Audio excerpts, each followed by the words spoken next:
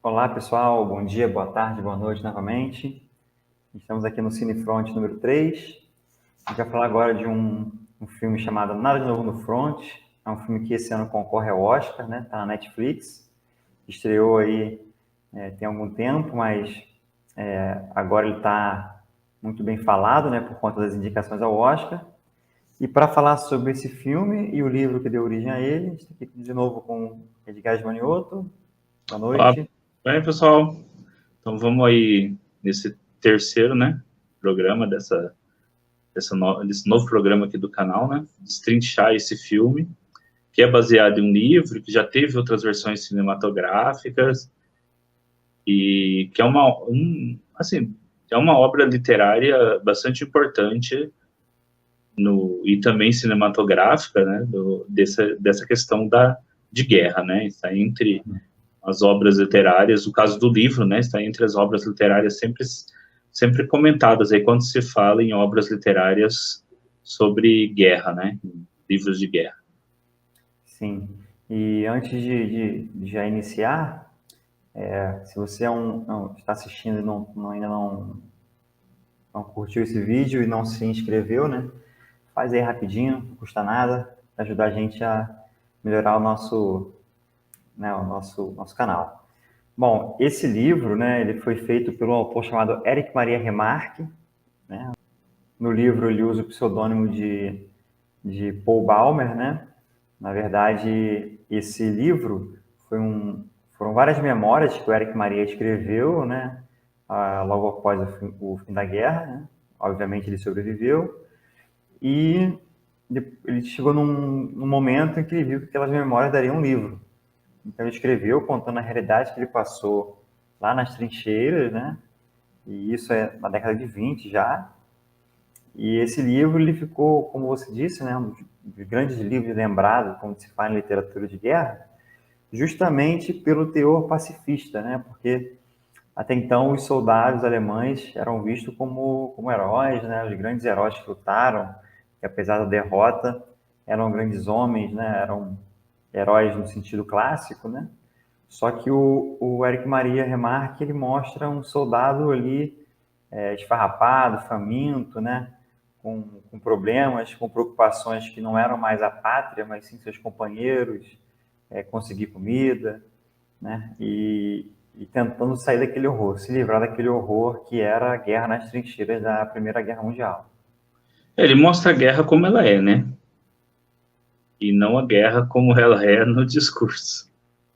Isso Uhum. muita gente passa, né, a gente vê aí, até no caso que nós estamos vendo agora, né, quando a gente está gravando esse vídeo, que é a guerra da Ucrânia, de pessoas que se alistaram, foram lá lutar no cenário da guerra com uma ideia do que era a guerra, Uhum. e chegaram lá, viram que a guerra de verdade não é a guerra do videogame, não é a guerra de brincar com arminha de tinta, né, em cenário montado. A guerra de verdade é outra coisa. E isso é o interessante do filme e também do livro, e mesmo desse filme atual, é que, assim, você tem aquele discurso, né, que a guerra é algo de cavalheiros, algo de não sei o quê, de não sei o quê, mas quando você está deitado da barriga de uma lanche, num negócio que tem água até o joelho, e comendo comida que os ratos passaram por cima, a guerra não parece ser uma coisa tão interessante assim, né? Um herói, Aí cara. o negócio não é tão heróico assim, né? E de repente o cara desmorona, né? Porque Uhum. não é um filme do Rambo, né? Não é a guerra no cinema. E isso é o mais interessante desse livro. Ele não é um livro sobre a vida de um soldado heróico e tudo mais, né? Porque a gente sabe, né, várias maneiras de contar a guerra, e em geral a gente lê biografias, etc., de generais, essas coisas, são os grandes heróis da guerra.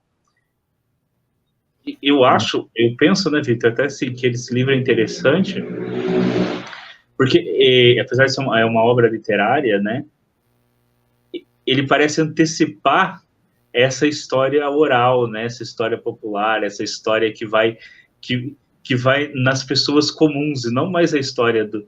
Porque fica muito patente isso, né? Inclusive nesse novo filme, e aí sem dar um spoiler, assim, dando um spoiler que não vai fazer muita diferença para quem for assistir, Quando você vê o que os generais comem e o que os soldados comem, e aí você vê que assim, quem está escrevendo a memória da guerra pode ser muito diferente, né? Do que a pessoa está escrevendo, porque É. um está no banquete, o outro está comendo pão de nabo todo dia, Pão de café, nabo, disputando esse pão com os ratos, né? disputando esse pão com o rato, cara. Aí eu fiquei muito querendo saber que diabo é pão de nabo, porque deve ser horrível, porque nabo já É não é porque, a coisa mais gostosa do é mundo. porque lá na Segunda Guerra, na Primeira Guerra, eles chegam em um momento em que os itens básicos eles já não têm para poder produzir, né? No livro ele fala isso. Por exemplo, você já não tem farinha para fazer o pão. Então E o trigo usam. também, né, do Oriente, né, de outros lugares, né, e a Alemanha fica... E mesmo na própria Alemanha, né? A demanda é grande, você não tem gente para poder estar na lavoura, os soldados que vieram estar na colheita, no plantio, estão na guerra, né? Então, então se usam artifícios, né, para manter essa dieta. Então, é uma mistura com o nabo que faz esse pão. Ele cita várias outras coisas no decorrer do livro, né? Então, nesse momento em que o filme se passa, o livro se passa, né? Porque ele entra já meio que no meio da guerra, né? Ele não entra em 1914, se não me engano, ele entra em 1916. Os 2 últimos anos, né? Fica 2 anos, 2 últimos anos. Exatamente. Bom, então ele escreve esse livro em 1929, aliás, ele é lançado em 1929 na Alemanha, então consegue um sucesso considerável, e já em 1930 para 31 os Estados Unidos já lançam um filme baseado nesse livro. Você vê a rapidez e a proporção que tomou, né? Enfim, com a ascensão do regime nazista na Alemanha e a intenção de trazer o soldado alemão como grande herói, né?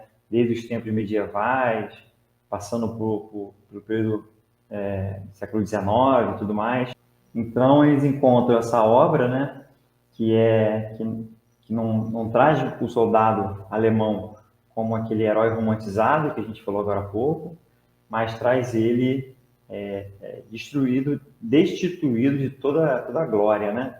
Traz ele como um homem comum, passando por necessidades de homens comuns. E o regime nazista não precisava disso, ele precisava do enaltecimento desses soldados, né, ao longo da história. Então ele foi um dos livros que foram banidos, né, já em 33, e só que a obra, né, já era mundialmente conhecida, o filme também, e percorreu os anos, e em 1979 ganhou uma outra versão, né, chamada versão para a TV. Acho que hoje o pessoal não conhece muito, né, o pessoal que de repente já começou a ver filme, né, a consumir cinema e filmes já na era Netflix, YouTube e downloads, né? Antigamente você tinha filmes que eram feitos para o cinema, né, com um orçamento um pouco maior, e filmes que eram feitos para a TV, que eram canais de TV que financiavam o filme, e geralmente o orçamento era um pouco mais baixo, né, os atores não eram os mais consagrados, ou estavam em fim de carreira. Então, em 1979, foi feito o filme para TV, né, que eu inclusive curti muito. E eu estava falando com o Edgar agora há pouco que uma das grandes diferenças desses três filmes é que os dois primeiros, eles, eles usam o livro como se fosse um roteiro, né? Então você tem tudo ali, claro que não tudo, mas você tem todo o andamento, você tem os personagens, tudo ali bem especificado e fazendo links direto com o que está no livro, né? O filme de agora, que é da Netflix, ele usa o livro como referência, usa os mesmos personagens, né? Só que mostrando outras nuances da história, né? Como, por exemplo, a questão da negociação, né? Da rendição, algo que não fala no livro, né? Alguns personagens não aparecem, mas, por exemplo, o Kaczynski, né? Que é o Kat, que é um dos amigos do Paul Baumer, ele, por exemplo, no livro fala que ele era uma pessoa era um cara desenrolado, né? É um cara que conseguia arrumar comida quando eles não tinham. Então ele ia nas fazendas, ele ia nas casas abandonadas, ele conseguia trazer comida para aquele grupo de amigos que o Paul Baumer fazia. No filme, ele não cita não faz essa referência direta, mas mostra o Kat sempre comendo, sempre vindo com alguma coisa para comer. Então, para quem não leu o livro, né, ele não cita essa referência. Mas quem leu, para quem leu o livro mais de 7 vezes como eu, entende, né? Então, de repente, não vou dizer que foi uma falha, né? Mas não foi a intenção usar o livro como um roteiro total, né? Então, muitas coisas ali você vê, o próprio início do filme, aquela questão dos uniformes, né? Aquilo não tem no livro. A gente pode já fazer depois um videozinho curto. Mas é bacana. Tem, mas é muito bom. O filme, assim, não estou desmerecendo o filme, né? Foi a maneira como esse diretor tentou mostrar o livro, né? O conteúdo do livro, na verdade, foi assim, ele quis se diferenciar dos dois filmes, né? Senão ia ser um filme mais do mesmo, ia ser a cópia dos filmes anteriores. Então ele fez um mandamento diferente,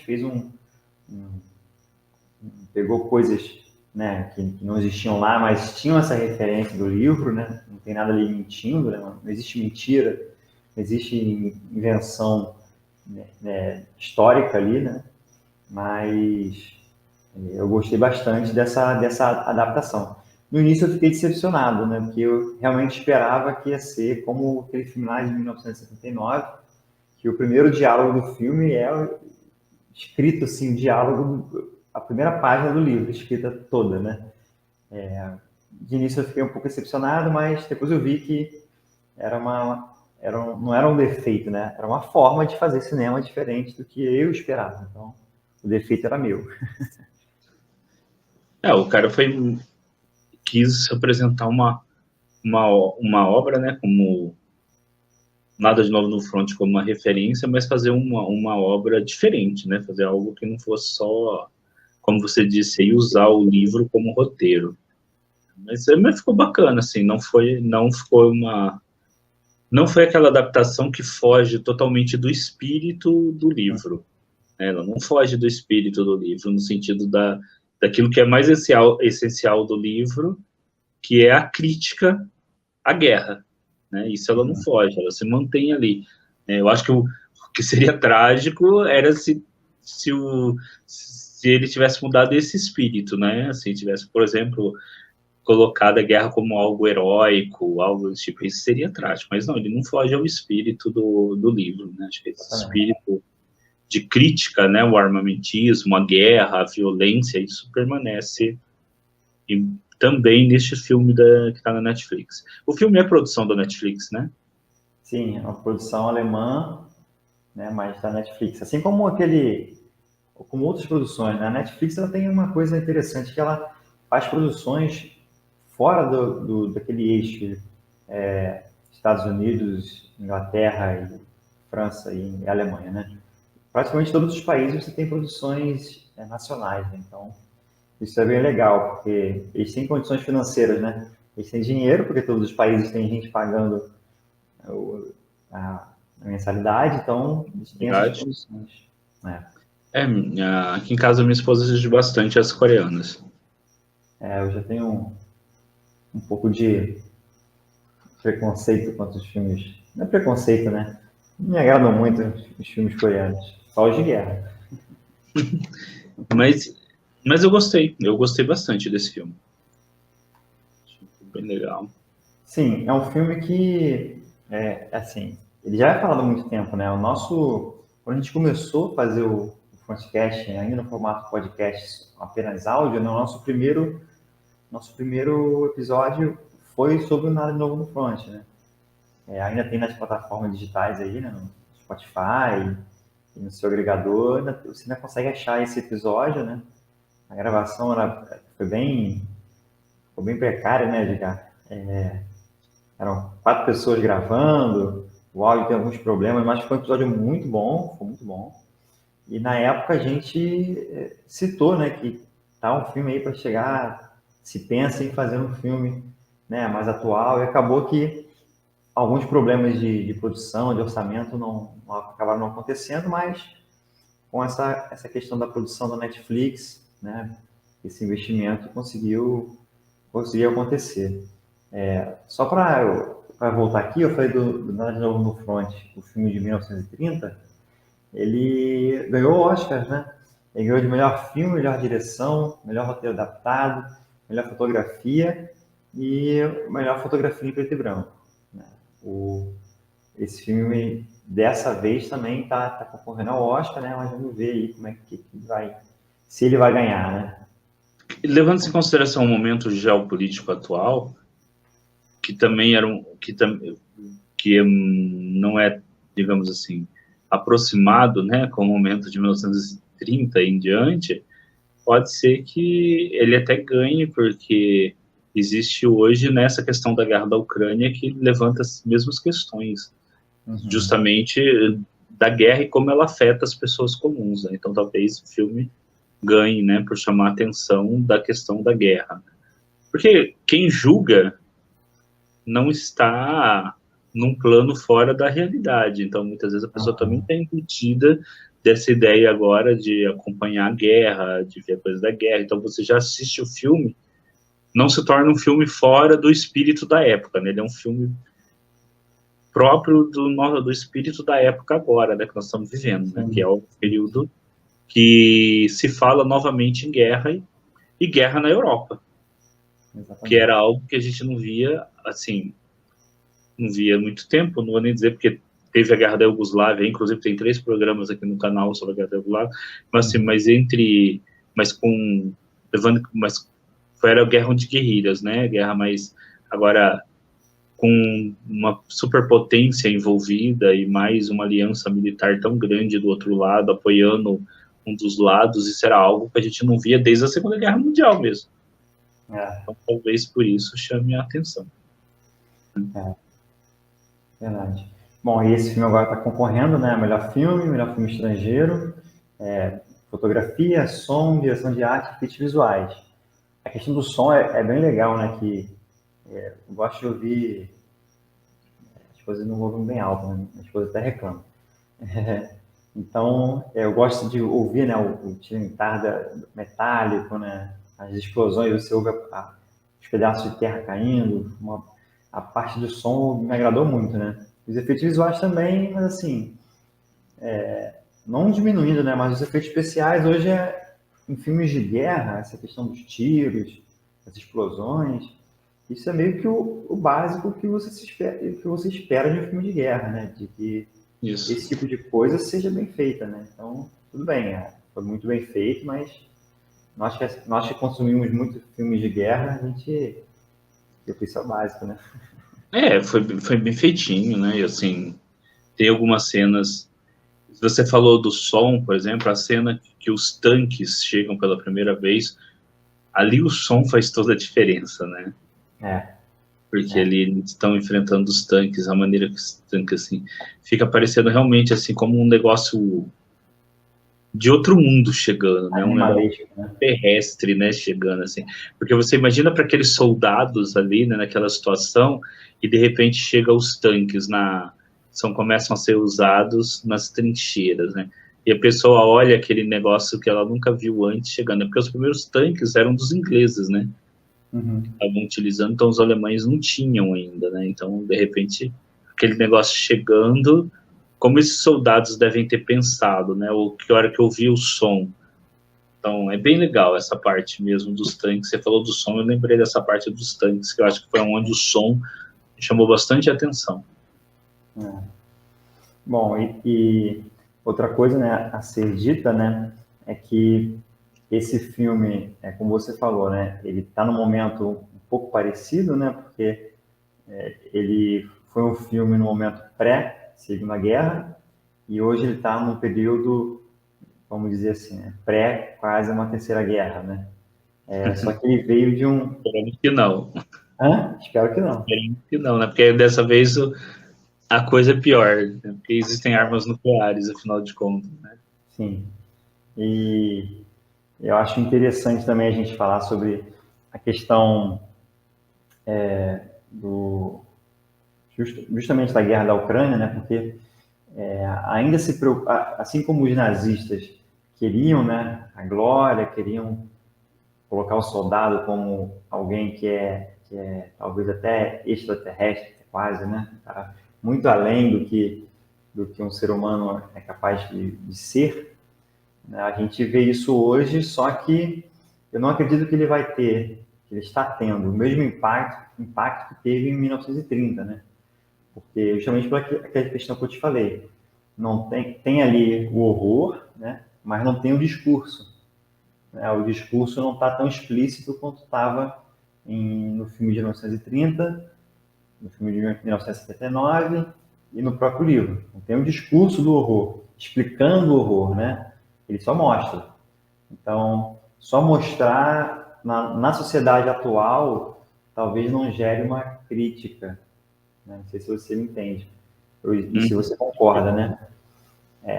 Assim como foi no filme Tropa de Elite, né? Que o diretor queria mostrar algumas cenas para chocar as pessoas e para elas entenderem que aquilo era um absurdo. Só que as pessoas entenderam como se fosse algo heróico, né? E aclamaram lá o personagem principal como se fosse um herói, que não era a intenção do diretor, né? Então, como você não tem ali só demonstração, não tem uma crítica, não tece uma crítica, né, mais profunda, talvez não tenha ali o mesmo impacto. Mas a nível de filme, assim, sensacional. Acho que está aí no patamar dos melhores filmes de guerra, assim, já produzidos, né? É, assim, eu gostei bastante, teve algumas cenas que foram bem impressionantes, né? Então, as cenas, porque a gente fica dando detalhe, dá muito spoiler, né? Mas tem algumas cenas, inclusive, de combate corporal, que são de morte, por exemplo, das pessoas morrendo. E tem Uhum. aquelas cenas que envolvem mais um companheirismo, na pior situação possível, Uhum. os amigos e os companheiros ali. E como coisas tão simples e tão corriqueiras na guerra ganham um valor absurdo, né? Uhum. Assim, É, e isso é principalmente relacionado à alimentação, que aí isso. ganha um valor absurdo aqui. O companheirismo ele vem entremeando, né, todo o livro, né? Na verdade, ele passa por alguns momentos, inclusive, que ele tem alguns amigos mais próximos e depois se tornam outros, né? O próprio Kaczynski não é assim, ele está entre os amigos, né, do Paul Baumer, mas depois ele fica praticamente o único amigo vivo, né? E não é bem um spoiler, né? Mas ele já meio que começa assim. Tem alguns atos no livro, né? Que o filme não mostra, mas eles mostram assim essa questão do companheirismo e de que você não luta mais pelo país, mas pelo seu companheiro, né? Que você não busca mais aquela ideia da nação vencedora, mas você busca ter pelo menos o seu alimento básico, né? O que lhes é negado ali por conta da crise mesmo na guerra, né? Inclusive, ele tem uma crítica no livro aos industriais, né?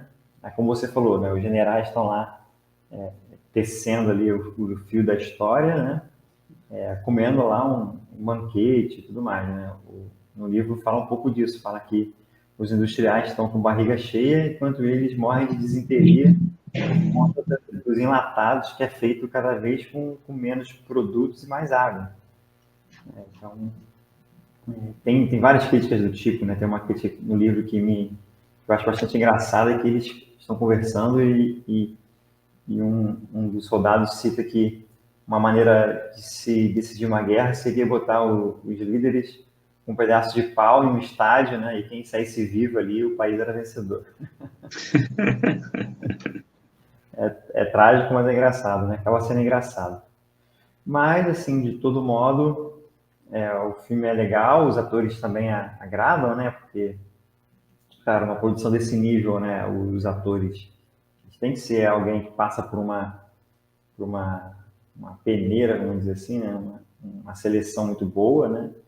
Inclusive, um dos, dos atores que representa ali o oficial, não oficial, né, mas o civil que faz parte das negociações, já é um ator consagrado, então também tem isso, né? Você traz atores consagrados também que, que, que ajuda a trazer elevar o patamar do filme, né? Só para quem está acompanhando, essa negociação é a negociação que vai levar futuramente ao acordo de paz barra rendição da Alemanha, né? Uhum. E aí você... E foi interessante você ver, né, a pessoa que... O pessoal que assinou é o pessoal da social-democracia, né? Isso é um fato histórico. Mas eles não eram governo, e por ter assinado o Tratado de Paz, depois eles vão aparecer como os culpados pela derrota da Alemanha, sendo que eles só assinaram o Tratado de Paz, mas não foram eles que levaram o país à derrota, né? Foram os Uhum. outros governantes. E Então, tinha aí é bem outra. importante isso. Sim, sim.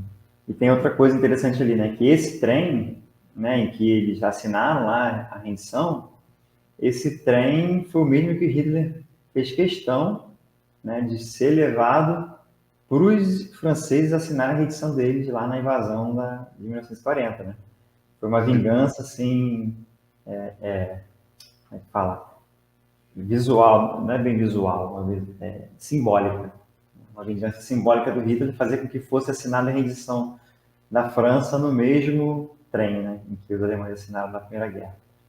França que tinha sido derrotada, né? Porque a questão da França, né? Só para a gente lembrar alguns fatos históricos, havia tanto uma guerra ali havia, quer dizer, rusgas por causa da divisão, né, das fronteiras, mas também porque no século XIX, se eu não me engano, em 1875, teve a Guerra Franco-Prussiana, e que os prussianos venceram a França, né?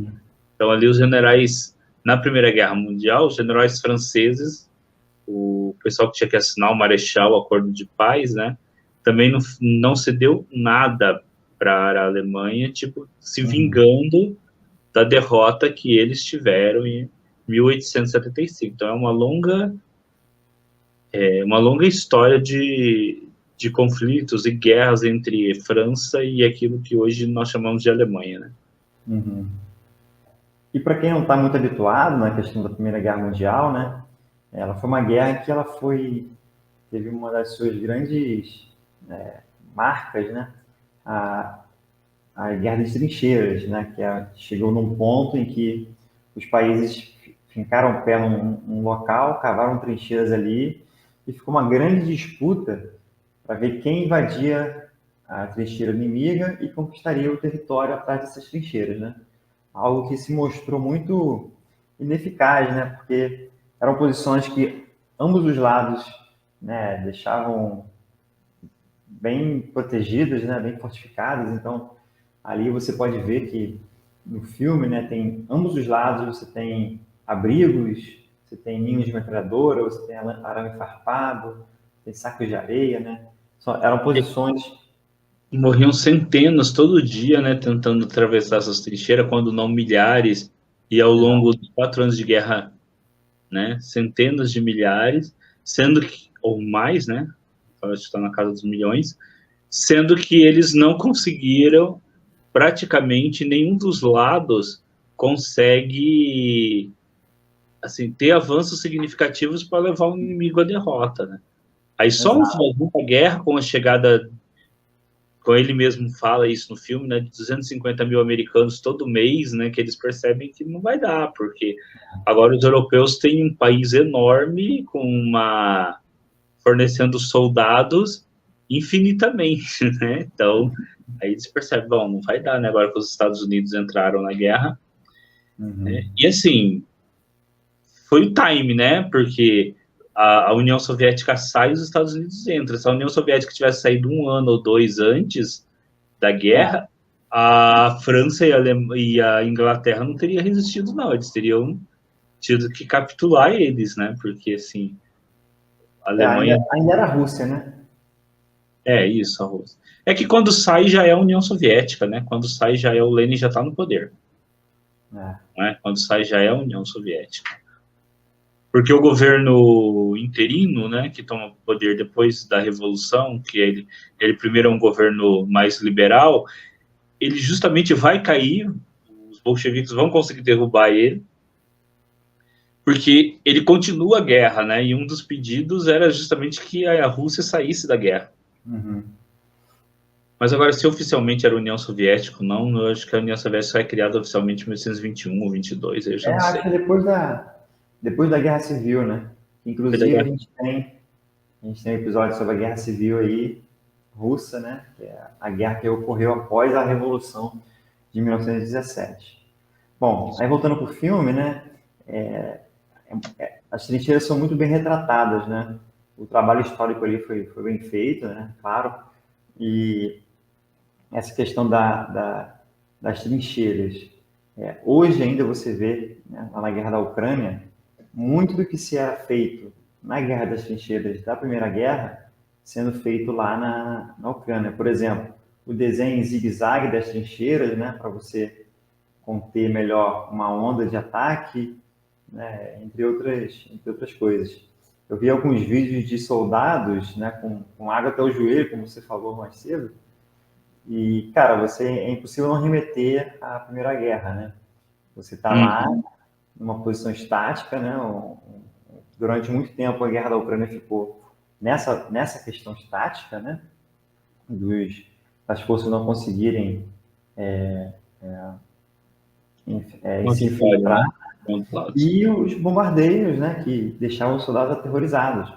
Você tem no livro ele falando sobre os bombardeios, sobre a questão do horror e do trauma psicológico que traz para o soldado que está ali, que não sabe se daqui a 2 segundos a bomba vai cair do lado dele ou não, ou em cima dele, né? A cena que eles estão na trincheira e começa o bombardeio, logo depois que eles chegam, né, que eles estão novatos ainda, estão começando, é realmente impressionante. E tem uma outra cena que vai ser um spoiler, mas que não tem muito, não dá muita diferença na história, de quando eles descobrem aquele grupo de jovens que tirou a máscara antes por causa do gás, está todo mundo morto. Aí você nota, né, assim, como muitas vezes esses jovens iam completamente despreparados. E sem pessoas, e sem soldados mais velhos juntos para poder alertar, né? Então, assim, eles acabavam... Era uma coisa, assim, que levou a Alemanha, né, a perder parte da sua melhor geração. Eles até começam com esse discurso, a primeira cena, né, do filme lá, a segunda cena, vocês são jovens, são nossa melhor geração, vai lutar, não sei o que. Na verdade, eles mataram, né? Vai morrer todo mundo, porque as trincheiras é uma guerra que não evolui, né? Você fica tirando de um lado para o outro. E são as melhores cenas, né, de batalha. Você tem tanto eles avançando para as trincheiras, quanto algumas coisas que são usadas na guerra pela primeira vez, como lança-chamas para a guerra. Tem umas cenas muito impressionantes com lança-chamas. Os tanques. Mas eu acho assim, não... Das cenas militares, as do tanque foram umas que eu mais gostei. Os tanques chegando, tanto o visual quanto o barulho. Né, que eles escutam o barulho primeiro, né? Eles escutam aquele barulho, tipo alguma coisa estranha se aproximando. E é um filme que realmente é recomendável assistir. E a questão do tanque, né? Já se falou no passado Claro, hoje a gente tem tecnologia para diminuir o ruído do tanque, né? Mas os projetistas, pelo menos foi o que eu li, né? Os projetistas preferem manter ainda um ruído característico dos tanques, porque justamente tem esse fator psicológico, né? Você está ouvindo aquele monte de ferro ali, né, rugindo ali, tu fica logo com medo, né? Então, outra coisa que eu estava falando lá da Ucrânia, né, é essa questão aí dos bombardeios, como a gente estava falando, né? Que na Ucrânia hoje se fala do terror psicológico que tem por conta mais dos bombardeios do que dos combates em si, né? Dos tiroteios e tudo mais. Lá na Batalha do Bulge, que foi quando os norte-americanos ficaram lá presos na Bélgica, numa área totalmente cercados, né? Também ocorreu isso, a questão dos bombardeios e o terror e os traumas advindos dessa incerteza, né? Porque quando você tá combatendo com um soldado inimigo, você também está infligindo algum dano a ele, né? Um bombardeio não, você está totalmente indefeso, você não sabe onde vai cair, você só pode tentar se proteger, né? E Exatamente. em muitos casos, né, você não consegue, né, se a artilharia for muito boa. Lá no livro, ele cita que com o decorrer, né, da guerra e tudo mais, porque assim, os bombardeios eram constantes de ambos os lados, né? Então você tinha, em alguns casos, em pré-ofensivas, barreiras de artilharia rolando por, às vezes, uma semana ou um mês direto, né? Então eram milhões e milhões de projéteis que eram lançados. E ele cita que muitas vezes a boca dos canhões elas iam enlarguecendo, né? Por conta da questão Esquentava, né? térmica. Oi? Porque esquentava, né? Sim, a questão térmica, né? Ele ia delatando. Então, em vários casos, ele cita fogo amigo, né? Porque já não estava magicamente a precisão. Então, ele cita mais esse problema, né? Então, é um filme que você consegue entender, né, a questão de como funcionava ali a Primeira Guerra na prática, né? São grandes ofensivas que tiveram na Primeira Guerra, como você falou aí, de morte de milhares, né? Batalha do Somme, Verdun, Passchendaele. E no livro ele não fala qual foram as ofensivas em que ele participou, né? Então tem muitos lugares na internet que muitos fóruns, né? Eu lembro que quando eu pesquisei lá pro primeiro episódio que eu citei, que a gente fez do podcast, né? Somente em áudio, eu via várias teorias, né, sobre quais batalhas participou. Tinha um cara que fez um mapa. Claro que hoje, de repente, você já tenha algo melhor na internet, mas na época, né, 2017, se não me engano, 2016, na época tinha um cara que fez um mapa, né, mostrando qual foi o caminho que o Érico Maria fez, né, por onde ele passou e tudo mais. Mas, enfim, é um filme que super recomendado, né, como você falou. E eu acho que é Exatamente. isso, né, cara? Assistir, se divertir e refletir. Se puder, leia o livro, né? Não é tão caro assim nas livrarias virtuais, né? Nos sebos virtuais. É um livro que vai te fazer refletir, né? Ele tem essa questão do pacifismo não como bandeira, mas como consequência do discurso realista dele, né? Ele não fala assim, olha, eu sou pacifista, eu quero que haja paz. Não. Ele simplesmente relata o que aconteceu, né? E a consequência desses argumentos é que a pessoa pensa, a pessoa é levada a pensar que a guerra não tem sentido no que tange ali ao indivíduo, né? Isso tá bem claro nesse filme também, né? Assim, quando começa aquele entusiasmo e é a guerra, aquele entusiasmo pela guerra. Vamos para a guerra é legal, guerra é defender a pátria. E a guerra modifica as pessoas, né? Conforme o filme vai avançando e a realidade do que realmente é a guerra é jogada no colo daqueles meninos, né? Eles começam a pensar, então, que a guerra talvez não seja aquilo que havia sido vendido como a guerra, né? Porque, logo assim, eu só tô falando coisa que, gente, que tá na primeira cena do filme, então, vocês vão Uhum. ver os primeiros 10 minutinhos, tá? Uhum. Logo, os meninos estão chegando lá para se alistar e ele grita assim, daqui 5 semanas estaremos em Paris, né? E passa anos, né, lá você na guerra e eu acho que tem um momento bem legal que o cara fala assim, eu estou computando o avanço que a gente faz nas trincheiras. Pelas minhas contas, dentro de 180 anos, nós chegaríamos no país, nós teremos tomado a França, né? Então, porque assim, você não avança, né, as trincheiras. Trincheira é um negócio que você não avança, você fica lá e fica essa guerra de atrito Porque se os Estados Unidos não tivessem entrado na guerra e eles não tivessem nenhum motivo para fazer a paz, teria ficado ali alguns anos você combatendo aquilo lá infinitamente. Só não fica porque os estados morrem economicamente antes disso, né? Porque não dá para você suportar o peso econômico disso, mas... Mas é interessante falar que a Alemanha, né, ela já no final da guerra, ela tenta, por várias maneiras, né, quebrar essa questão da guerra estática, né? Então, eles criam os Stormtroopers, né, essas tropas totalmente especializadas, né? Eu pensei que você ia falar dos Jedi. E esses Stormtroopers que foram a base, né, do que são os Stormtroopers do Star Wars, né? Que eram tropas de assalto. Mas aqueles só morrem, né? E não acertam um tiro. Então, essa referência. É verdade. Eles lá só morrem e não acertam um tiro. Como o George Lucas é norte-americano, né? Então, para ele, os alemães ali eram derrotados, né? Foram os derrotados na Primeira Guerra, então para ele tanto faz. Tanto fez, né? Então, essas tropas eram muito bem treinadas e elas tinham o objetivo de não só adentrar nas linhas, né? Como ter uma comunicação, porque, por exemplo, quando as tropas iam, né? Elas avançavam, né? Digamos assim, conseguia tomar que as trincheiras eram basicamente 3 linhas, né?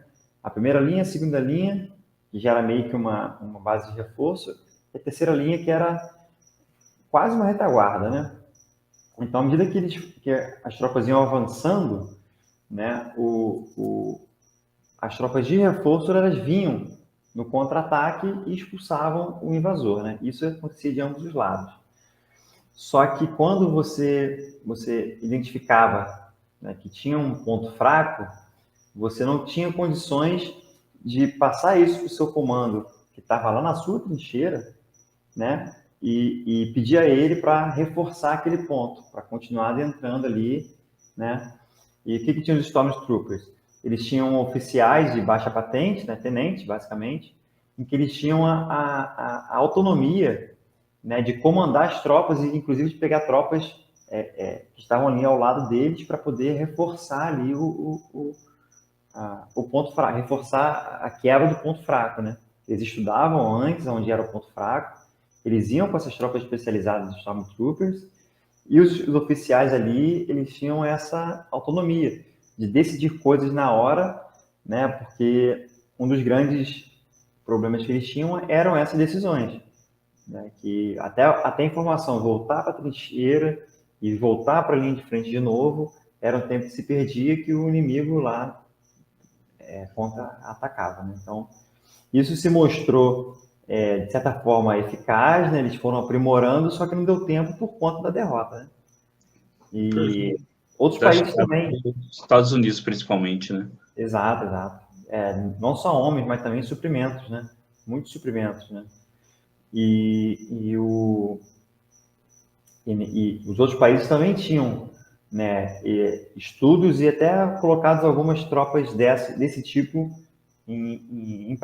tentaram botar em prática, né? Só que os Stormtroopers eles foram muito mais, tiveram muito mais sucesso, né? Eles tinham treinamento, eles tinham toda uma questão e eles foram na época, né, os precursores do que hoje são as tropas de assalto, as forças especiais, né?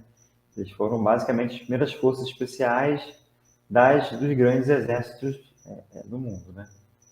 Então, porque a infantaria, como a gente vê no filme, no livro, ali era só moleque, né? E a gente chama pelo termo de bucha de canhão. Uhum. É uma molecada para ser morta, né? Ainda tem uma fala também, tá aí no comecinho do filme, gente, tudo no comecinho, né? Que o cara fala: nossa, o ministério espera que vocês vivam pelo menos 5 semanas. É super entusiasmante, né? Você tá chegando na guerra, ó, você tem que viver pelo menos 5 semanas, é o que eles esperam, tá bom? Depois a gente sabe que vocês não vão aguentar mais do que isso, mas a gente espera pelo menos 5 semanas.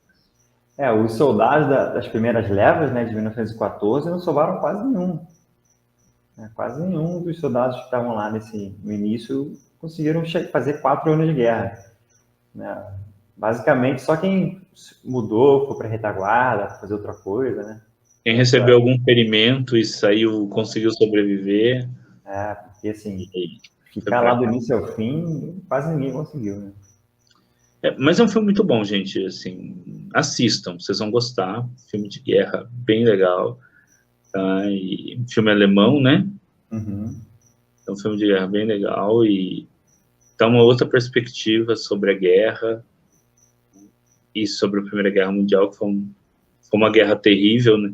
A Primeira Guerra Mundial muitas vezes acaba sendo esquecida por causa da intensidade da Segunda Guerra, né? É verdade. Mas também foi uma guerra terrível, né? O que aconteceu, a questão das trincheiras, e esse filme explora muito essa questão da luta das trincheiras e tudo mais. Fica a minha recomendação aqui. Acho que e do Vitor com certeza também. Vocês precisam assistir esse filme. Vocês vão gostar. E é legal que os últimos filmes sobre a Primeira Guerra, né, foram filmes muito bons, né?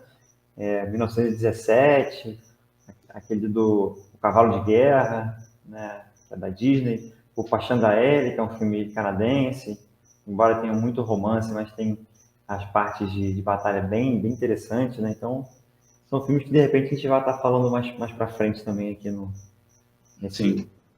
programa do nosso canal, Cinefront. Então, acho que é isso, né? Então, espero que Isso vocês aí. tenham gostado.